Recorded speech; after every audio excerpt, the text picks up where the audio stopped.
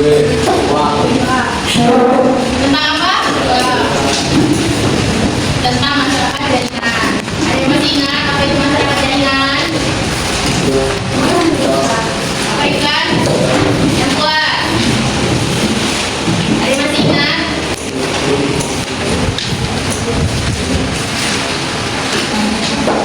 Indah, apa indah? Apa itu masyarakat jaringan?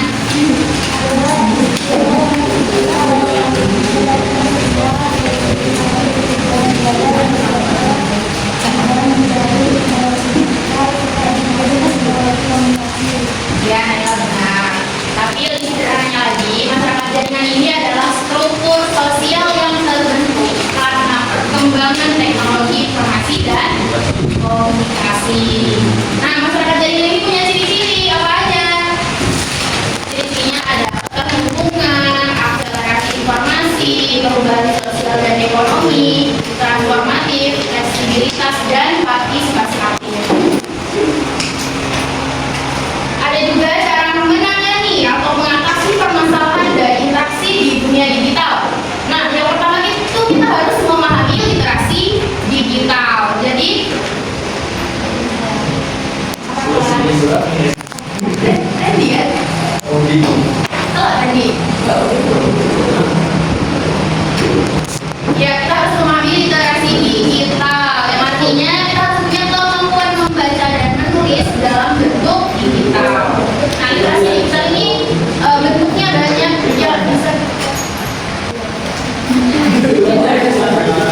Bisa kita temui di internet maupun di perpustakaan kota atau perpustakaan daerah. Kalau yang internet itu bisa kita temui di itu banyak bahan bacaan.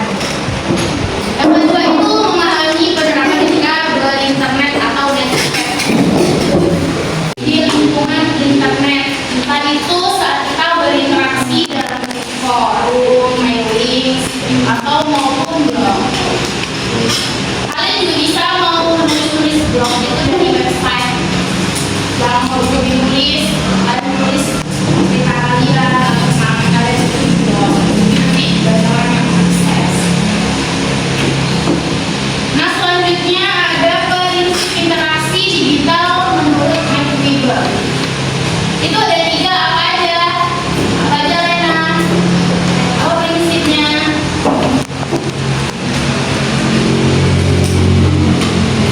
Ada 3 pilar atau 3 fondasi bagi interaksi masyarakat di dunia digital. Ada respect atau menghargai, ada educate atau terdidik, ada protect yaitu perlindungan. Baik, sekarang kita memasuki materi baru yaitu perkembangan transaksi pada era digital. Halaman 46.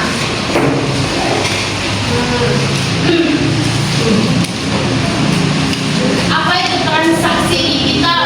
Sorry. Transaksi digital apa?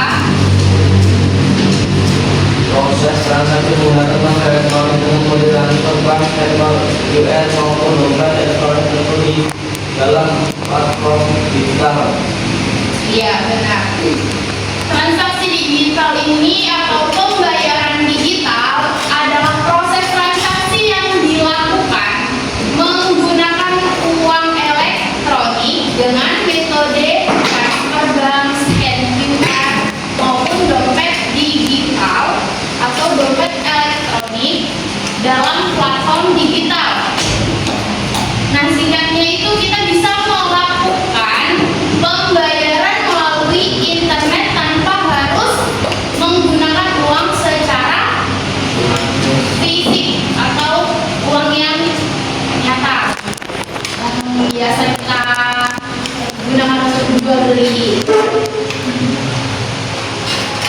Proses transaksi ini melalui online membuat pembayaran itu menjadi lebih mudah dan lebih cepat serta lebih aman. Membayar belanjaan atau barang yang kita beli itu menggunakan dompet digital atau melalui scan barcode.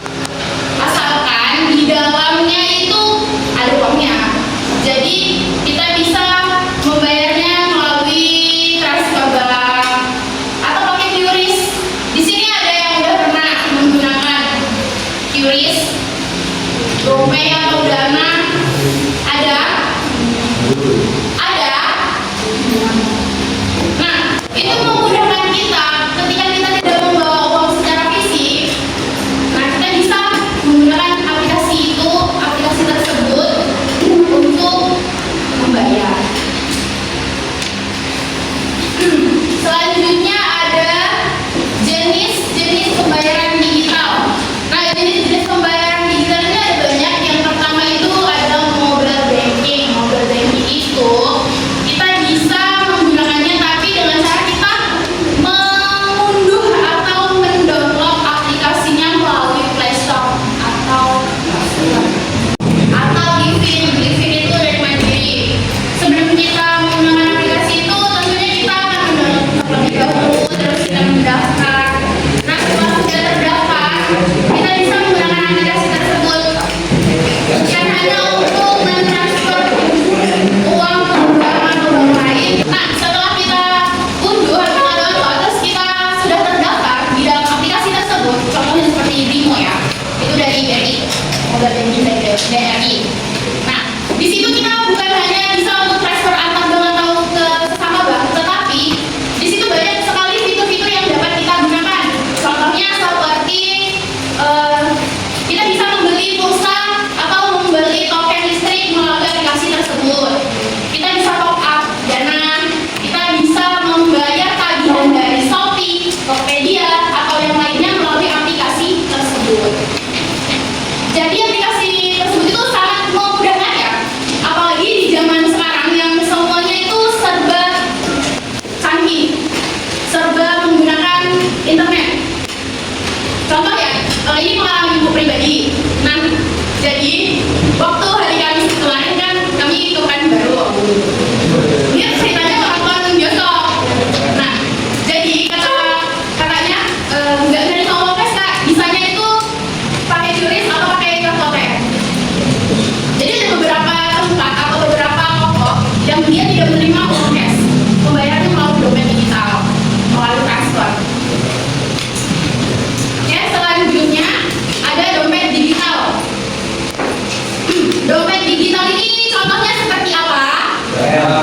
Dompet digital contohnya seperti apa? Seperti GoPay, Shopee.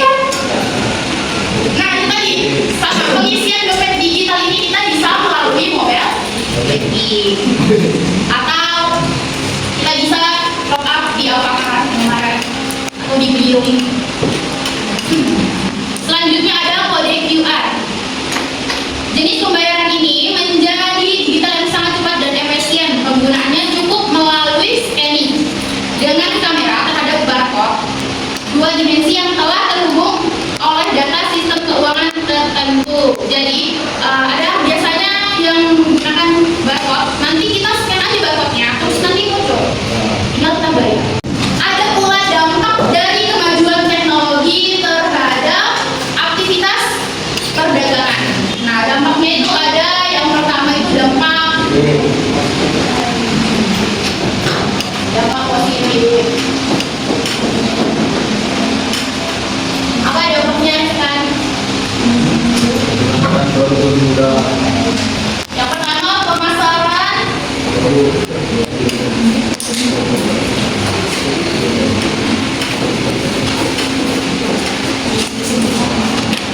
Nah, yang pertama itu pemasaran produknya menjadi lebih mudah. Karena kebanyakan sekarang serba digital, online, menggunakan internet. Pasti kalian semua juga menggunakan HP ya? Pasti, ya kan? Banyak media sosial yang bisa diakses. Nah, dampak positif dari kemajuan teknologi ini yang pertama pemasaran produk lebih mudah. Kita bisa memasarkan produk yang kita jual di berbagai media sosial. Contohnya apa? Shopee, terus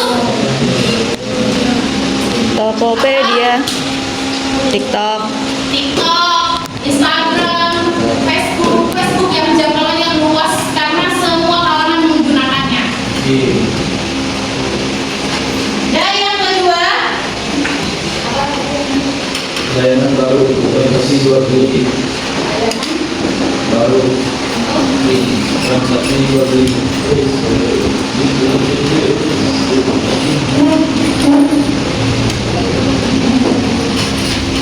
Nah, yang kedua ini layanan baru untuk transaksi jual beli. Karena adanya kemajuan teknologi tadi, banyak sekali aplikasi atau model banking tadi menggunakan internet kan. Nah, kita bisa membayar atau bertransaksi jual beli melalui internet, melalui dompet digital, melalui mobile banking.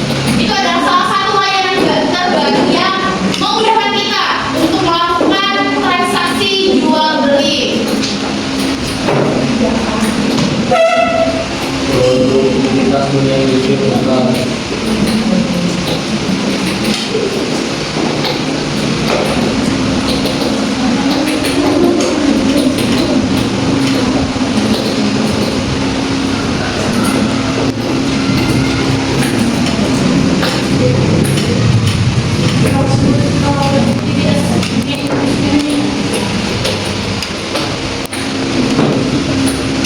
Dan yang ketiga ada produktivitas dunia industri meningkat, seperti kemajuan teknologi ini melahirkan banyak sekali mesin-mesin canggih yang membuat proses produksi lebih meningkat dan lebih cepat, langsung sesuai dengan selera individu, dan konsumen itu tidak perlu lagi pergi ke toko.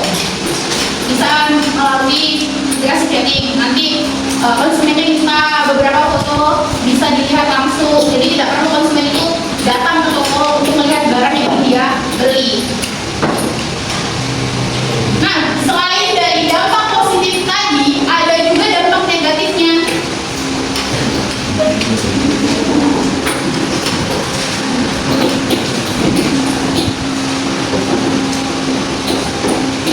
Yang pertama apa?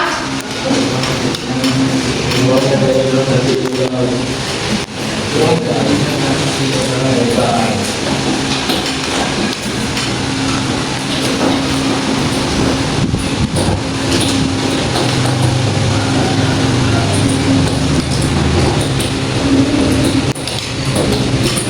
Yang kedua, mengurangi proses kebutuhan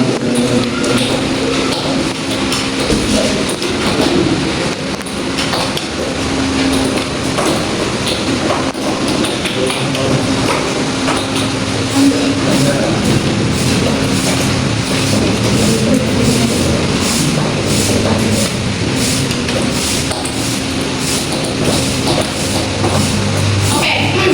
Selain dampak positif, ada juga dampak negatif dari kemajuan teknologi. Yang pertama, itu peluang terjadinya transaksi ilegal. Nah, banyak orang yang memanfaatkan teknologi ini untuk hal-hal yang buruk, seperti melakukan transaksi ilegal melalui internet.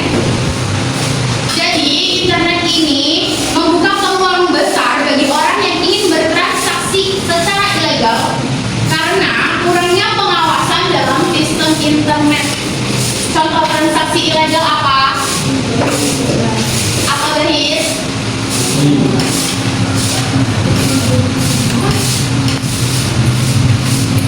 Transaksi ilegal apa? Contohnya jual senjata yang ilegal, barang-barang haram seperti sabu, narkotika, atau ada juga transaksi ilegal yang menjual belikan manusia, ya kan? Ya kan? Kalian pernah dengar transaksi menjual manusia? Di Kamboja banyak, makanya jangan ke Kamboja. Jangan tergiur uang dengan gaji yang banyak, kalau nyawa juga harus dikorbankan. Dan yang kedua, itu maraknya kasus penipuan dan perdagangan online. Nih, kalian pasti pernah tahu atau ada mungkin yang pernah mengalami tertipu dengan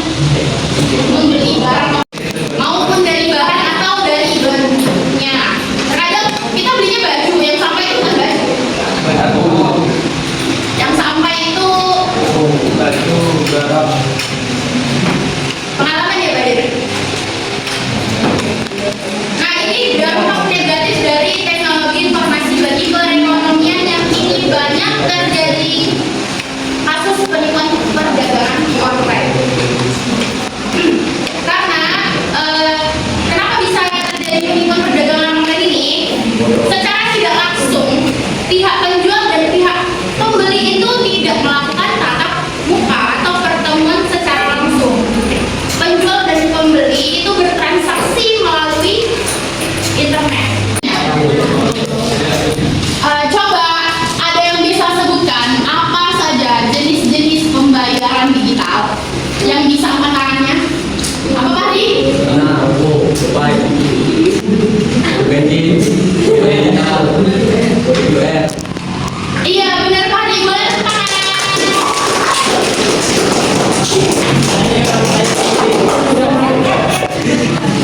Ini Bu Pak Di. Apa itu? Main dari jam